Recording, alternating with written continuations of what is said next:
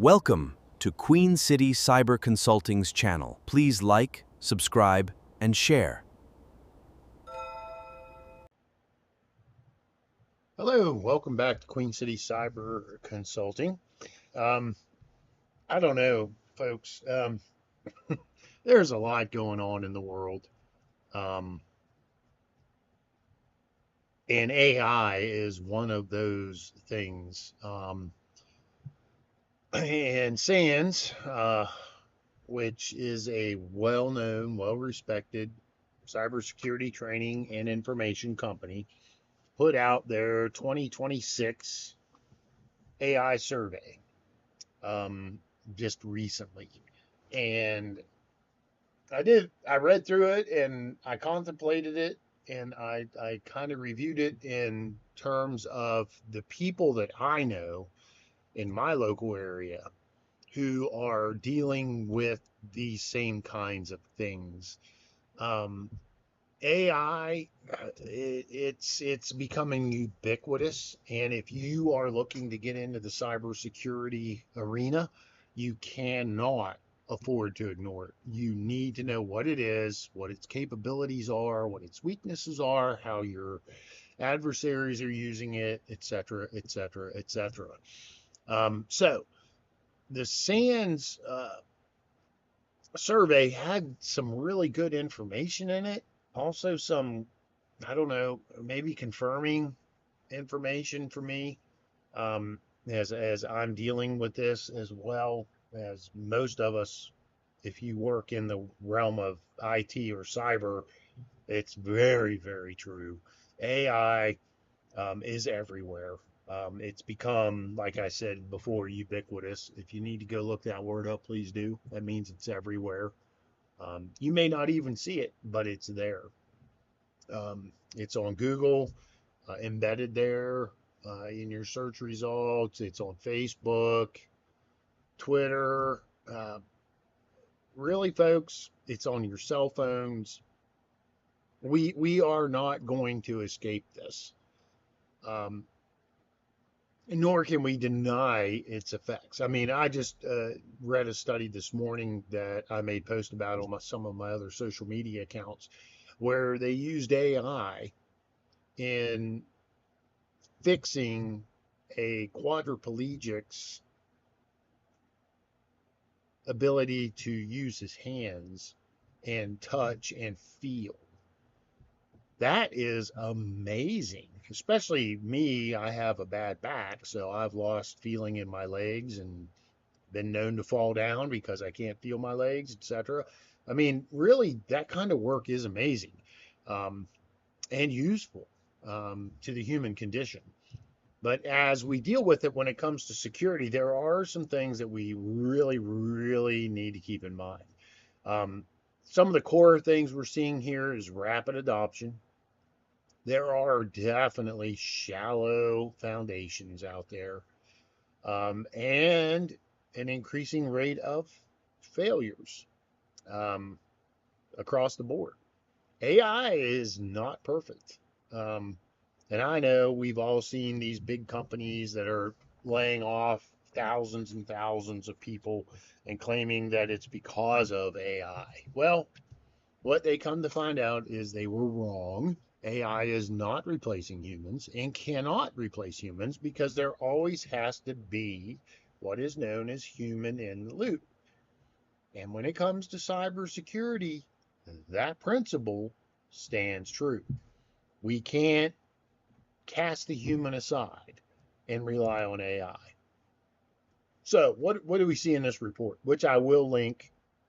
You do have to have an account with SANS in order to download this report. But if you are going to get into cybersecurity, you need to have a SANS account anyway. Even if you don't go to their training, which is expensive, you still need to have an account with them because they put out this kind of information, which you need to be able to access and review and use to better your own understanding and training. So, what are we seeing? Well, they call it a paradox, and I guess it is.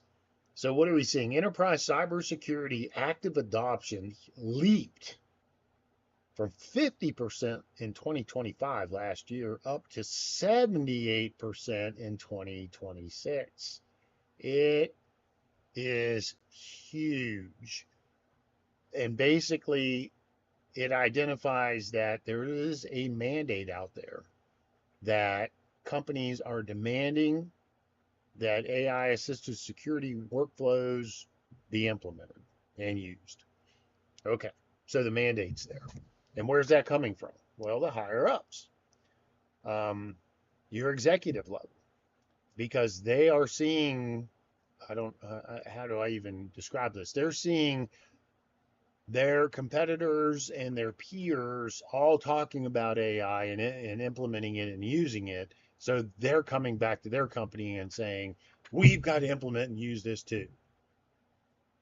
So it's driving the rise. The problem here is maturity. Despite the high usage, what they say over here on the right, shallow foundations, is that only 27% of the teams have reached what they call mature production. AI is so new. How do you even gauge whether you have mature production or not? I mean, what standards are out there that can tell you whether you've reached maturity or not when it comes to implementing AI? Um, I just watched several meetings where they basically took AI and tried to implement it into digital forensics and incident response. And the failure rate was very high. There were a lot of hallucinations going on. Um, so you've got to have a human in the loop to guard against that. But yet we have this massive push on to get this out there. Now, 33% say that they're in early production, and then 21% reports an experimental phase. And I think those are probably true. But I mean, we're behind the curve. The attackers are using AI, and I'm not a doom and gloomer here, because if you have good hygiene, network hygiene, computer hygiene, uh, it doesn't matter if it's AI or not. It's just the speed that differs. Um, you should have your network locked down, and that's important, even with AI. Um, the problem is we're trying to take duct tape and spit and put AI into the equation here without fully evaluating what it is, what it can do, how it can help, and the risk involved with it. So, as they point out, adversarial AI is already here. Now, this I found interesting. 78% of organizations surveyed reported observing confirmed or suspected AI enabled attacks this year. Okay, I have to stop there and I have to ask, how do they determine whether it's an AI enabled attack or not? I mean, I pulled this from Silverback Consulting, another company. I mean, you've got automated cyber attacks, but how's that differ from what a normal human driven attack would look like? I mean, come on, think about it. Data poisoning and manipulation, always been here, always been used. However, it does directly affect AI models in a variety of ways, which I mean, that's beyond the scope of this video to delve into. You've got deep fakes and disinformation. That's always been around. I mean, I worked as a police officer, and one of the most common defenses when it came to child pornography cases was, oh, that's not a real picture of a real girl or victim. We used Adobe to change the image around. It's been here. I mean, it's nothing new. Is it more advanced? Yes. Is it harder to detect? Yes. But it's still always been here. What has to happen is law enforcement and the defenders have to be able to spot it better, and thus they need to know how AI works. Social engineering and phishing is one area that it is definitely picking up in. I mean, you can imitate people's voices. You can even create videos using images of people and make them look very realistic. Your phishing emails are no longer filled with misspellings and misuse of grammar and all those once telltale signs, because AI is getting better and better at imitating the human. So yeah, definitely. Model evasion and theft are always, again, that's nothing really new. It's just a new avenue where you can use AI to get into the network. And I mean, some of the latest AI attacks that I've seen, involved prompt engineering. And say you download something from the internet and then load it into your AI program, and within that file is contained malicious code. Well, your AI program, like Claude, for example, or Gemini, or whatever you're using, can't distinguish between malicious code and good code, and it just runs it. Well, thus it runs the malicious code, which allows the takeover of your computer systems. None of it's new. It's just a change in tactics and techniques, really. And we need to keep this in mind as we go. So, what are we seeing? Deep fake content is the biggest, 45%. Think, again, like I mentioned, creating fake videos, fake voice messages, fake phone calls, things like that. AI vulnerability exploitation, depending on the model, they have been exploited and there are weaknesses in them. AI generated phishing, I'm kind of surprised that wasn't higher, because it's probably one of the biggest ones that I've seen companies having to deal with. Your adversarial model attacks at 42%, and automated reconnaissance down at 40%. Reconnaissance is an interesting one here, because reconnaissance, according to most of your penetration testing training courses and information, shouldn't even really touch the network. It shouldn't leave any traces behind. So, how do they know that that's happening? I mean, are they just presuming it is? I just did an informational interview with some people that I know in a security company. Um, I could have recorded that and then utilized their faces, their voices, and crafted something, but that would have meant actually they would be able to spot that because they know we had that call together. Most reconnaissance is supposed to be very quiet and sneaky and unobserved. So, how are they observing that unless AI is making mistakes and leaving traces behind, I guess, possible? This is big too, the governance perception gap. Leaders, the executives, the board members are all out there. Um, it reminds me of back in the day when the chickens were out in the yard, and one chicken caught a grasshopper and five other chickens wanted that grasshopper, and you had mass chaos. That's kind of what's going on with AI here. You've got all these executives running around because they're always hearing AI, AI, AI, and they're sitting back, puffing their chest out and going, we have a formal program for AI within our department, within our organization. The people who are actually working, the practitioners, are going, well, yeah, there's only 36% of us that would agree with you. So that leaves a 14% gap between the two people. One, there's a lack of communication there. Two, there's a lack of understanding of what AI is and what it can do. And three, until we move away from the myth of AI and into the reality of AI, that gap is not going to change. We need to change from the executive level all the way down. Hey, I'm sorry to break it to you, C-level people. You don't know it all. You need to be talking to the people in the trenches and finding out what's going on instead of just presuming it, because that is a recipe for disaster.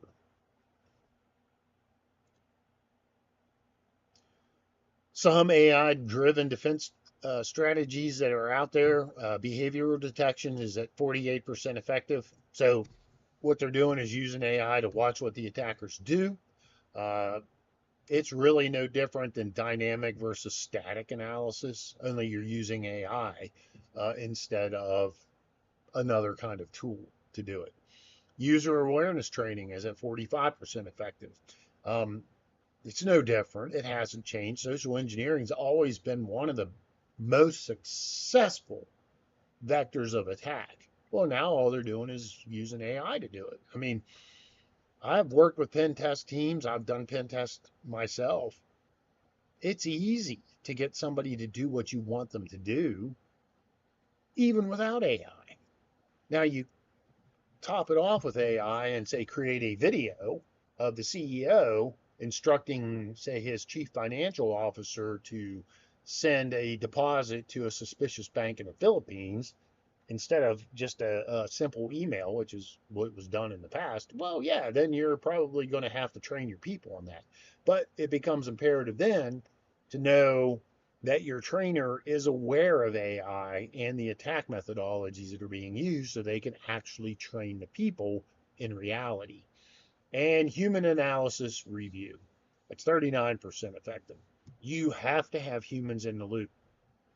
There has to be what they call healthy skepticism here, because hallucinations do occur. AI will produce a result and swear it's true when it's easily observable it's not. So you have to have that human there to back check, double check what the AI is reporting on, or you're going to have an increase in errors. This overconfidence is extremely dangerous. They show AI shortcomings at 63%. There are major failures happening in AI detection and response, and that's up 45% from last year. So the faster the push is to get AI involved with security, the bigger the gaps are becoming. And that goes back to that disconnect between your executive level here and your practitioners. And so it's creating this problem. It's 2/3 of responders were led in the wrong direction by AI generated guidance at least once. That's huge. That's wasted time. That allows the attackers time to do whatever nefarious works they were after. So if you have an over reliance on your AI tools without relying on the human element to back check it and make sure it's not hallucinating, you have a major issue. And we're just beginning to see this in the real world. We need to build something that's resilient, verified, and well governed in AI. And that's where we're falling apart. And that's why we have to take the bull by the horns, so to speak, and get it under control. Thankfully, SANS is doing some work toward that. NIST is as well. ISACA is also. They're crafting out their latest AI certification to try to get people certified in AI and security. But because it's changing almost daily and updating, it's going to be hard to keep up with it. And that in and of itself is a vulnerability. I hope this kind of explained some things and also gave both a warning about the adoption of AI and the need for guidance when we are implementing AI. This is Queen City Cyber Consulting signing off once again. Enjoy, and Veni Vidi Vici, go forth and conquer. Thank you for watching. Please like, share, and subscribe.